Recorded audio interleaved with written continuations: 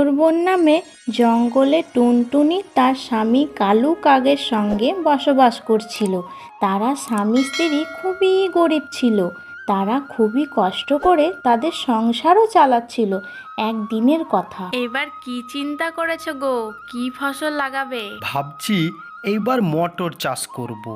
দেখি কি হয়। 2 বছর আগে তো মটর লাগিয়েছিলে, তখনকার কথা মনে আছে তো কি হয়েছিল? হ্যাঁ হ্যাঁ, মনে আছে।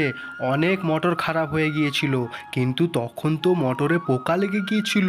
কিন্তু এখন আমি খেয়াল রাখবো। ঠিক আছে, কিন্তু কি করবে এত মটরের? কি করব মানে, মটর পনির তৈরি করে খাবো, আর পেট ভরে খাবো। আবার কি? কালু কাকের কথা শুনে তার স্ত্রী টুনটুনি হাসতে লাগলো। বর্ষার সময় চলেও এলো, তাই কালু কাক ভাবলো এবার সে মটর চাষ কি করে করবে। তাই সে জমিতে লাঙল দিতে লাগলো এবং মটর ফেলেও দিল। কয়েকদিন পর জমিতে সবুজ সবুজ পাতা বের হয়েছে এবং তারপর মটরও ফলতে লাগলো। টুনটুনি, ও টুনটুনি, চলো তোমাকে কিছু দেখাবো। কালু কাক টুনটুনিকে মটরের জমিতে নিয়ে আসে। ফসল দেখে টুনটুনি খুবই খুশি হয়ে যায়।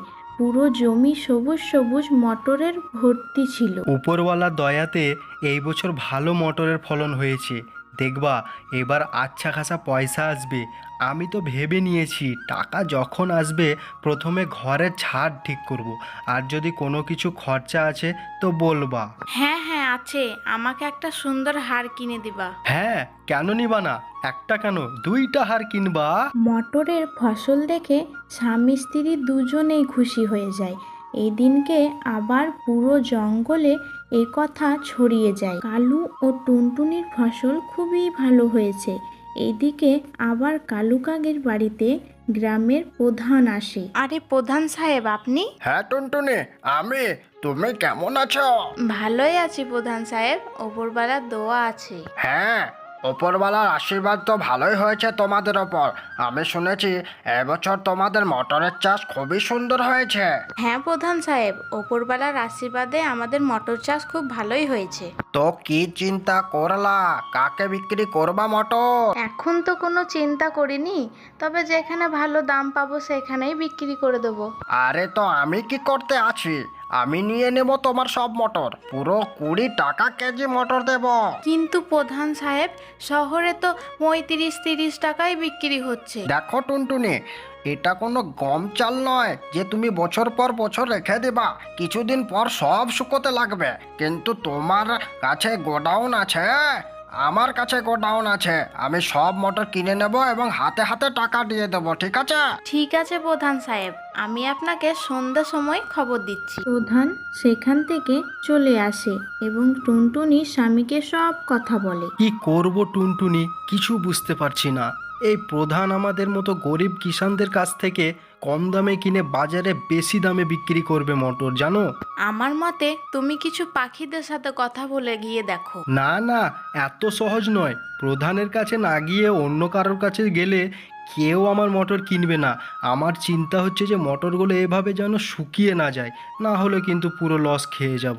এদিকে পুরো জঙ্গলে আগুন লেগে যায় এবং সবার ঘর পুড়ে ছাই হয়ে যায়। কিন্তু টুনটুনির ঘরের কিছু হয় না, কারণ তার বাড়ি নদীর ধারে ছিল। এদিকে টুনটুনি ও কালু কাক সবার সাহায্য করে আগুন নেভাতে, কিন্তু তার মধ্যেই সবার সব শেষ হয়ে যায়। চিন্তা করো না বন্ধুরা, আমরা কিছু ব্যবস্থা করব।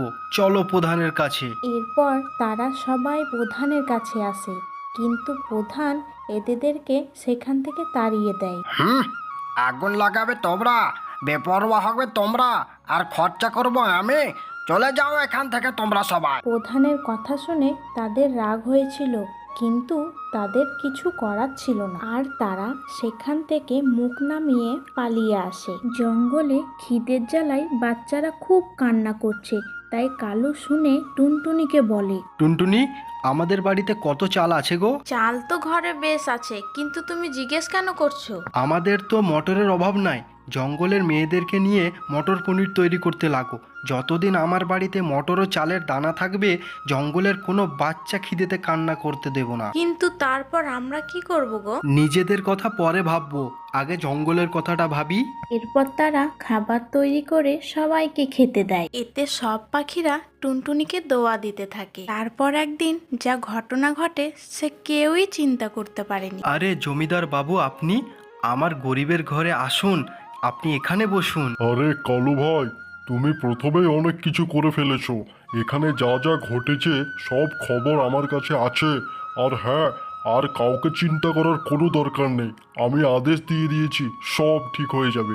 আর হ্যাঁ, তোমাকে আগের প্রধানের জন্য যুক্ত করা হবে। আপনার অনেক অনেক ধন্যবাদ জমিদার বাবু, এবার তো আর কিছু চাই না। তোমার মতো পাখি যে গরিব পাখিদের সেবা করবে তাকেই প্রধান হতে হবে।